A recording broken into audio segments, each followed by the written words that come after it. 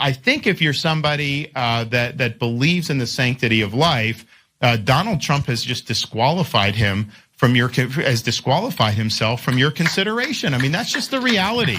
And we got to hold him accountable. Like, this idea that like all these conservative radio guys and Fox News people, like, they will like never criticize because they're so concerned that someone may yell at them look, anyone running for office answers to you. You have every right to hold these people accountable, and you should hold him accountable when he's taking those positions that are not consistent with the values here in Northwest Iowa.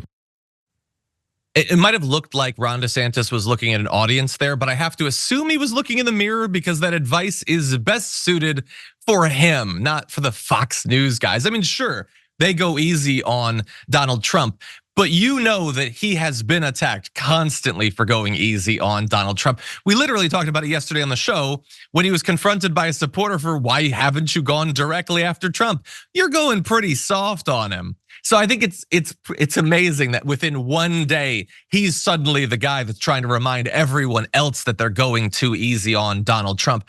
And even in his example of where he's not doing that, so he differentiates himself from Donald Trump on the topic of trying to stop abortions from happening or whatever. He's still like, I think if you have that position, you've maybe disqualified yourself.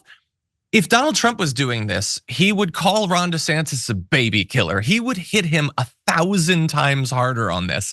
Ron DeSantis is like, well, maybe if you interpret it, it's not in line with the values of Iowa. It's still put soft.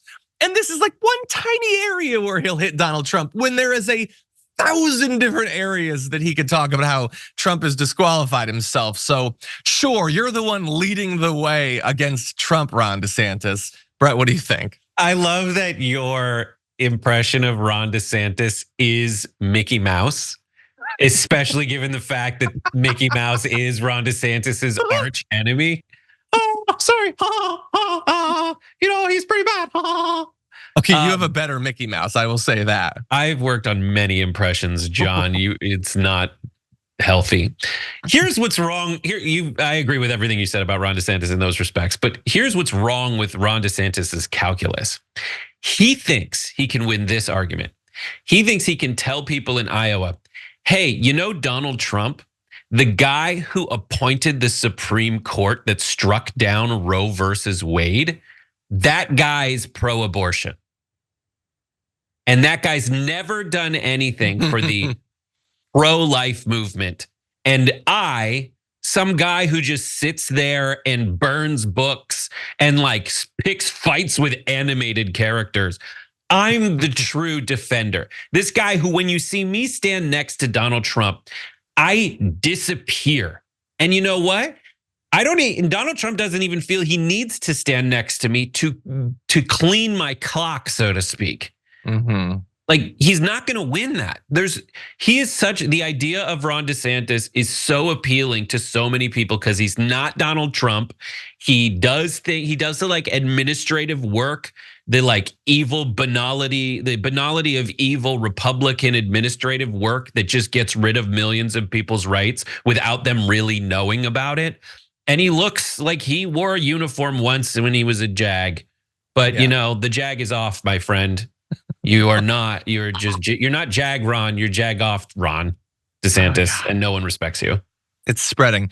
Yeah, the sort of metaphor that I come up with is like, someone's not happy with Luke Skywalker's growing role in the rebellion, and after witnessing him having a conversation with Darth Vader on like the Cloud City, he's like, he's going easy on the Empire when the dude blew up the Death Star.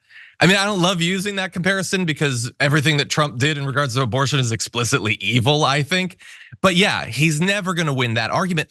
But it's a version of what I always say about right-wing media's criticism of Biden, where they are necessarily like trying to fight a battle while having tied all of their limbs behind their back because they cannot attack him on all of the things that is super justified to attack him on.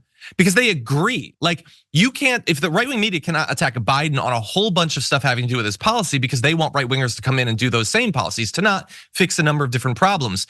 Ron DeSantis, in a related way, can't attack Trump for a number of different horribly misogynistic and racist and anti-Semitic things he said, because he's done stuff like that, and he's worried about turning off voters that love that stuff.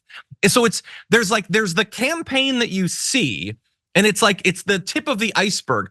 All of what's below the water is the stuff that the campaign should be, but can't be for reasons that they will never say. And so instead, they have to try to outwoke each other when they're both absolute cavemen on all of these topics.